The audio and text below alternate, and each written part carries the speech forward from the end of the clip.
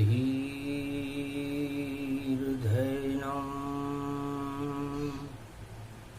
श्रवणपटेऽतिवरा महावाक्य जनार्दन सच्चिदानन्दत्वं शरणं व्रजेश यादवेन्द्रं दयादाता पुण्डरीक्षा क्षीरसागरशयनं कमलनयनं नमस्तुते नमामि श्रीहरि। धैर्य से जिसको धारण किया जाता है, कर्णपटुओं से जिनका पान किया जाता है, ऐसे सच्चिदानंद भगवान श्री यादवेंद्र सरकार को मैं नित्य ही चिंतन करता हूँ, नमन करता हूँ। जिनको नमन करने से मंगलादि मंगल तो हो ही जाते हैं, साथ ही में बहुत बड़ा बल मिलता है मनुष्यों को। वाणी ब्रह्माणी करो, वाणी पर नितवास, राम कथा वर्णन करूं पूर्ण करुमा। कर्म प्रदान विश्व करी राखा, और जैसे कर्म वैसे फल चाखा। जगत गुरु श्री कृष्ण है और ब्रज के धाम निवास, गोलोकन में रहते हैं राधा उनके साथ, सियावर रामचंद्र शंकर हरिओ। तो कर्मों की व्याख्या कृष्ण ने और अब सारे पांडव को समझा दी। और कर्म प्रधान विश्व ये जानो, मर्यादा सब बतला दी। ये गीता का ज्ञान है और गीता ब्रह्म समान, जो भी ब्रह्म को जान ले उसे मिले भगवान। कर्मों की प्रधानता से वेद व्यास भगवान कहते हैं हर मनुष्य को गोलोक छोड़ करके, वैकुंठ लोक छोड़ करके, ब्रह्मलोक और शिवलोक छोड़ करके मृत्यु लोक में आना पड़ता है, क्योंकि मृत्यु लोक में ही कर्मों का परीक्षण होता है। और कर्मों का परीक्षण स्वयं भगवान उसके योग के अनुसार करते हैं। तो जाकी रही भावना जैसी, प्रभु मूरत तिन देख्यूं वैसी। तो जाकी शुभ हो भावना, शुभ सारे हो कर्म, और जो करता शुभ कर्म तो वही है उसका धर्म। तो धर्म किसे कहते हैं, इसके बारे में बड़े विवाद हैं। वेद व्यास भगवान कहते हैं कि न वेद धर्म है, न शास्त्र धर्म है, न पुराण धर्म है। आदि सनातन धर्म तो परहित है। परहित सरिस धर्म नहीं भाई, पर पीड़ा सम नहीं अधमाई। दूसरों की भलाई करने के समान कोई शुभ कर्म नहीं और कोई शुभ धर्म नहीं। अब इसमें क्या विवाद है, और कोई बता दो संत। जितने ऋषि मुनि सभी धर्म के, धर्म का कभी न होता अंत। धर्म में ग्लानि होती है तब आता अवतार, और ग्लानि को हटा देता है जगत से और कर देता जगत उद्धार। तो अवतारों का काम, धर्म में जो ग्लानि आ जाती है, हमारी आत्मा में धर्म के प्रति जो आस्था घट जाती है, तब अवतार होता है। ऐसे होता नहीं है अवतार। अवतार धर्म की रक्षक है और दानवता का भक्षक है, और अधर्म का वो भक्षक है। रक्षक है भारत का और सारे जगत का जान, और धर्म ध्वजा लेकर आते हैं हर युग में भगवान। तो धर्म ध्वजा भगवान के हाथ में रहती है, और शुभ कर्म हर मनुष्य को कर लेने चाहिए। श्राद्ध पक्ष है, पितृ पक्ष है, और गुरुवार का दिन है। जब गुरुवार का दिन हो तो सबसे पहले गुरु की वंदना करनी चाहिए। त्वं शरणं व्रजेश यादवेन्द्रं दुग्भंजनम मंगला मुखारविंदम गोपातीतम केशव क्लेशनाशाय सर्व विघ्न विनाशा नतमस्तके नमो भगवते वासुदेवाय। श्री हरि श्री कृष्णा दामोदर मधुसूदना वासुदेव त्वं शरणं व्रजेश। ओम नमः शिवाय। हर हर महादेवाय। पशुपति नीलकंठे लंबोदरे कदंतम सर्वत्र विघ्ननाशा त्रिलोचना चंद्र लीलाटुपटदे त्रिपुंडतिलकम चतुर्भुजं मुक्तामणि परम प्रसन्न शिव। हर हर महादेवाय नमस्तुते रामेश्वरम परम बिल्वपत्र रसाहे। ओम नमः शिवाय। नमो नमः। आदि सनातन गुरु हैं श्री कृष्ण भगवान। जगत गुरु शंकर बने कमलेश्वर गति जान। ये कुमारी का क्षेत्र है वाणी अवतरण होय। कर लो मृत्यु लोक में शुभ कर्म सब यही धर्म यहाँ होय। तो श्राद्ध पक्ष और पितृ पक्ष, पितृ कौन बनता है? जो अपने कर्म और धर्म को छोड़ करके जिसकी तृष्णाएं इस मृत्यु लोक की काम वासनाओं में रह जाती है, उसे पितृ बनना पड़ता है। चाहे धन में रहे या पुत्र में रहे या राज ताज में रहे बारी, या सुंदरता में रह जाए या सुंदर लगे जिसको नारी, या कोई भी अतृप्त इच्छा हो या भोग आठ मद हो भारी, तब इच्छा ही से जन्म हो और अधोगति मिलती सारी। तो अधोगति में जाना पड़ता है, और अधोगति में जाने वाला इंसान न मनुष्य बनता है, न देवता बनता है, न कोई उसे योनि मिलती है। वो पितृलोक में वैसे ही घूमता रहता है जब तक मुक्ति नहीं मिले। और कैसे करे वह कर्म, और बिना कर्म होता नहीं। और देखो यहाँ शुभ धर्म, तो धर्म की प्रधानता है और धर्म परहित से होता है। अब परहित करे यहाँ नहीं कोई, इस कारण पितृ दोष यहाँ होई। तो परहित तो कोई करना नहीं चाहता, सब स्वहित। सुर नर मुनि जन सब की रीति, स्वार्थ लाग करे सब प्रीति। तो आज छठे का श्राद्ध है, गुरुवार का दिन है।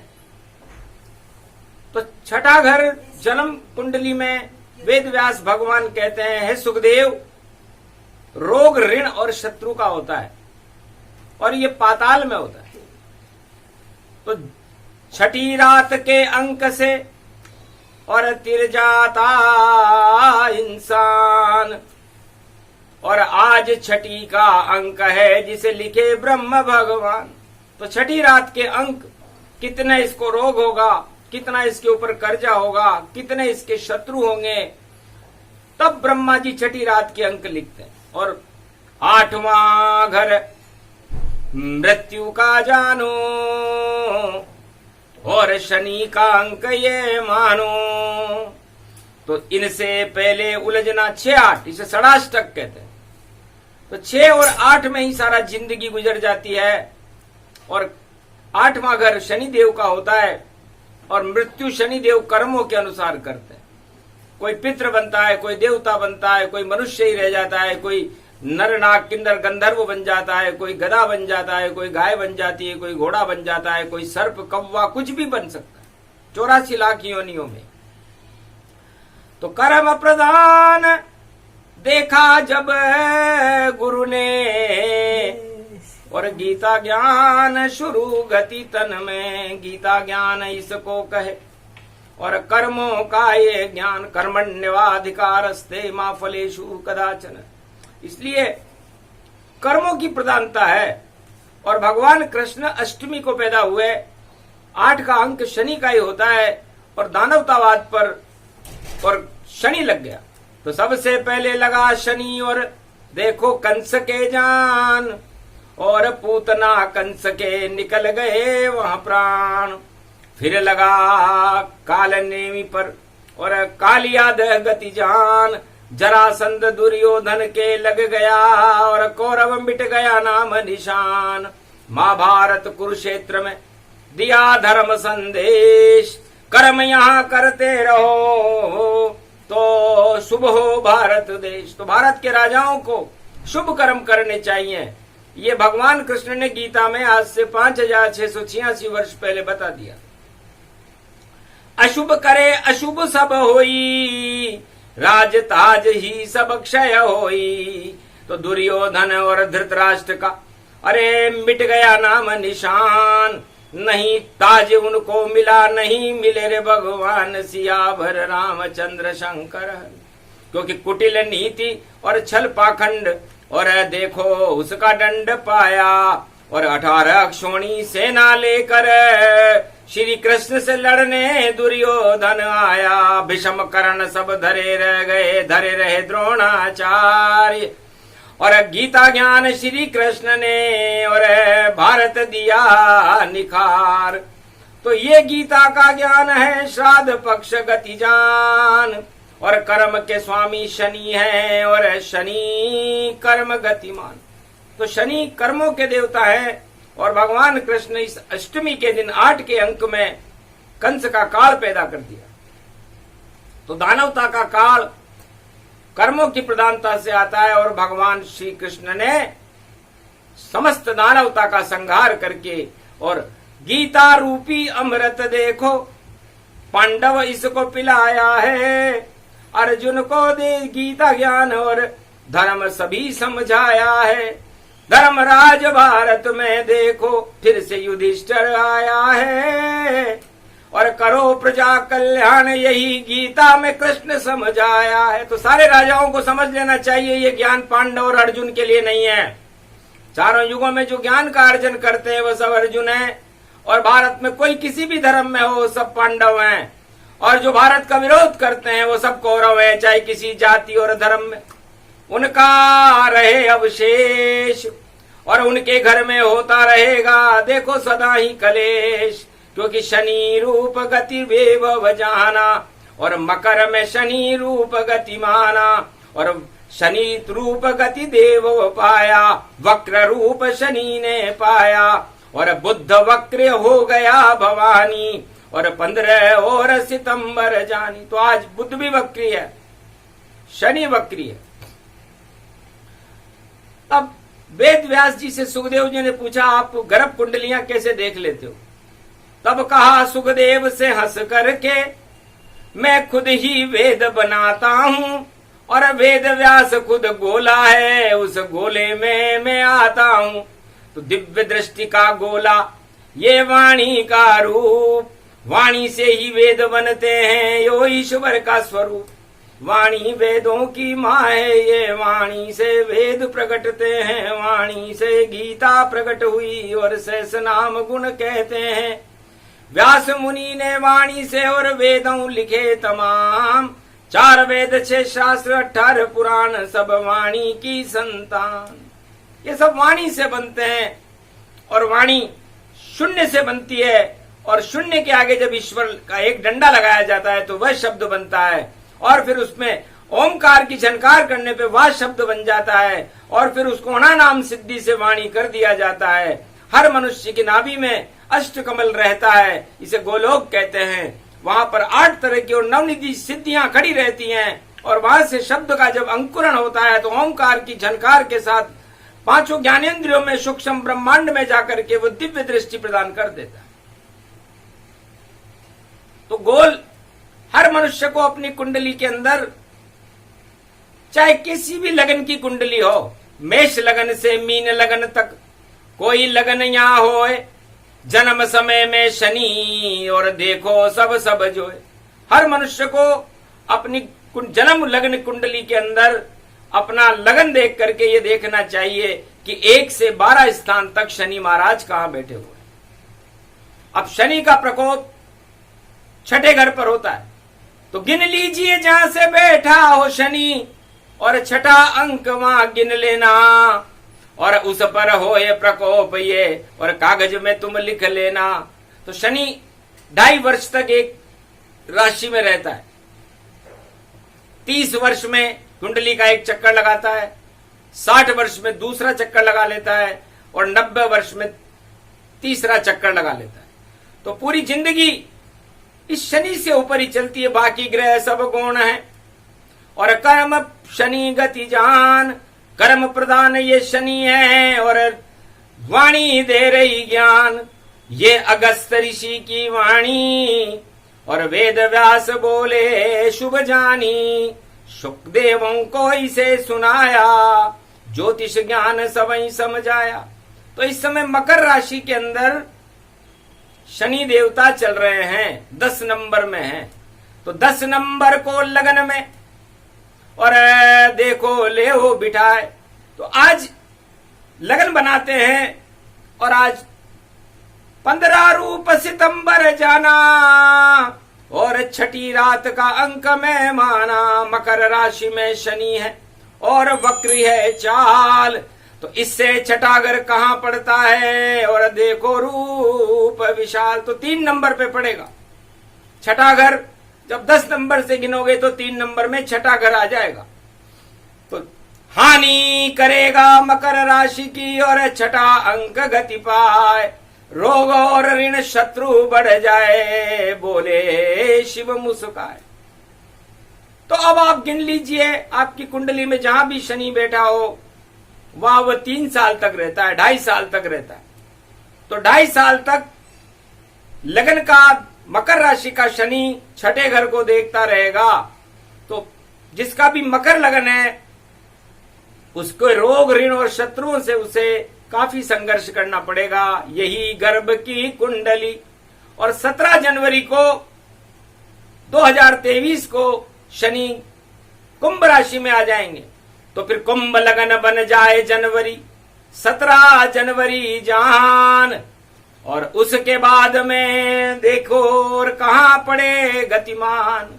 तो जब 4 नंबर पर शनि की दृष्टि पड़ेगी, छठे घर में 4 नंबर रहेगा। तो कुंभ राशि जिनकी भी है उनको 4 नंबर से काफी नुकसान होगा। मतलब छठा और 8वां घर देखिए, और उल्टी चाल चलाओ तो छठा ही 8वां घर है। छठा उल्टा चले तो 8वां हो जाएगा वो, और सीधा चले तो छठा हो जाएगा। इसे योग कहते हैं। तो छठी रात के अंक हैं और 8 अंक गति जान, इसे षडाष्टक कहते हैं। और कुंडली रूपमान। आप किसी की भी कुंडली देख करके, किसी भी लगन की कुंडली हो, उसकी कुंडली में जहां शनि बैठा है वहां से छठा घर गिन लीजिए और 3-2.5 साल गिन लीजिए, उस घर को वो बर्बाद करके छोड़ता है। और जब चाहे देखो महा जगत रूप गति जान, भूत भविष्य और देखो यह है वर्तमान। तो मान लीजिए वृश्चिक लगन की कुंडली हो, तो वृश्चिक लगन की कुंडली के अंदर किसी का 8 नंबर का लगन हो तो शनि महाराज उसके तीसरे घर में बैठेंगे। तीसरे घर में बैठेंगे पराक्रम गति जान, और पराक्रम में शनि बैठे तो छठा वहां से मान। तो मान लीजिए किसी की वृश्चिक लगन 8 नंबर की कुंडली है, लगन में 8 नंबर लिखा हुआ है और शनि तीसरे घर में बैठा हुआ है। तो शनि से 8, 9, 10, तो इस समय शनि 10 नंबर में बैठा हुआ है, मकर राशि में बैठा हुआ है। तो क्या होगा, वहां से छठा गिन लीजिए। तो पहला, दूसरा, तीसरा, चौथा, 5वां और छठा। छठा घर कौन सा हुआ, 8वां घर छठा हुआ। तो मृत्यु तुल्य कष्ट वह पावे और जिसके शनि तृतीयेश में आवे। तो वृश्चिक लगन के लिए 2022, 23, 24, 25, 26 सारे ही देखो दुर्गति और डब्बा कर दे गोल। और भूत भविष्य वर्तमान में अगस्त ऋषि रहे बोल।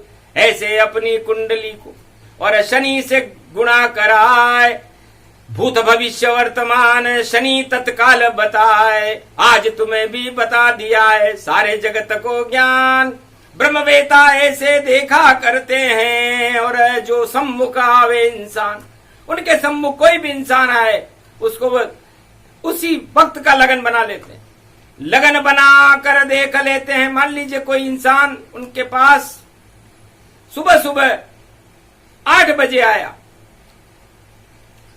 तो 8 ही लगन बन गया उनका, और चंद्रमा दिया बिठाए और 8:02 हो गए तो तीसरा घर प्रगटाए। तो 10 नंबर उसका लगन हुआ और 8 नंबर में चंद्रमा है। तो प्रश्न पूछ लिया उसने, देखो तो गिनो वहां से जाए जहां पर वापस 8 का अंक है और तो काम पूर्ण हो जाए। तो वो आपसे पूछेगा कि मेरा बच्चा होगा कि नहीं होगा, मेरी शादी होगी कि नहीं होगी, मेरे नौकरी मिलेगी कि नहीं मिलेगी। तो वहां से चंद्रमा को गिन लीजिए। तो जितने खाने चले चंद्रमा, 1 2 3 4 5 6 7 8 9 10 11, तो 10 और 11 माह में या 10 दिन में ही हो, यही योग बतला दो, यही कुंडली हो। तो आज मौज में अगस्त ऋषि हैं और ज्योतिष दी बतलाए, कोई ग्रह मत देखिए, यही योग है भाई, इसी योग में वाणी है और मंगल रूप समान। ऐसे भविष्य वक्ता ब्रह्मवेता अगस्त ऋषि की और दे रहे सबको ज्ञान। तो कर्म प्रधान शनि गति जाना और ज्ञान रूप देखो भगवाना। भगवान श्री कृष्ण ने भी गीता को इसी तरह प्रकट किया था। 18 दिन का महाभारत था, तो देख लीजिए आप, 8 का अंक पीछे पड़ा हुआ है और 1 ईश्वर खड़ा हुआ है। तो 8 में ही डूब गया, शनि ने दिया डुबाए और 1 ही गीता खड़ी हो गई और कृष्ण रहे मुस्काए। तो ऐसे गणित चलती है और यही योग गति जान। कौन किताब लेकर बैठा, हिमालय बर्फ समान। हिमालय पे तो बर्फ है, वहां किताब चलेगी क्या? वहां तो दिव्य दृष्टि चलेगी। कोई भी आदमी आए, इंसान आए, पशु पक्षी आए, कोई भी योग आए, उसको ब्रह्मवेता एक पल में देख लेते हैं और उसकी व्याख्या कर देते हैं। और आपको भी सिखा दिया पूरे भारत को ज्ञान। और ज्यादा ज्ञान सीखना हो तो प्रश्न करो भगवान। ये अगस्त ऋषि की वाणी, वेद व्यास गति पाई और पुत्र सुखदेव को देखो और कलयुग में ही सुनाई। तो भागवत लिखी सुखदेव ने और वेद लिखे व्यास भगवान और गीता बोली कृष्ण ने और जगत गुरु गति जानी। सब जगत गुरु हैं। भगवान कृष्ण जगत गुरु, भगवान शिव जगत गुरु, वेद व्यास जी जगत गुरु, उनका लड़का सुखदेव भी जगत गुरु। तो जगत गुरु जब बनता है आदमी, जब वो अपने अंदर भगवान और परमात्मा का गुरुत्वाकर्षण करे तो उसे ऊर्ध्व गति मिलेगी। और यदि वह भोगों से गुरुत्वाकर्षण करेगा तो नरक लोक मिलेगा और पितृलोक मिलेगा।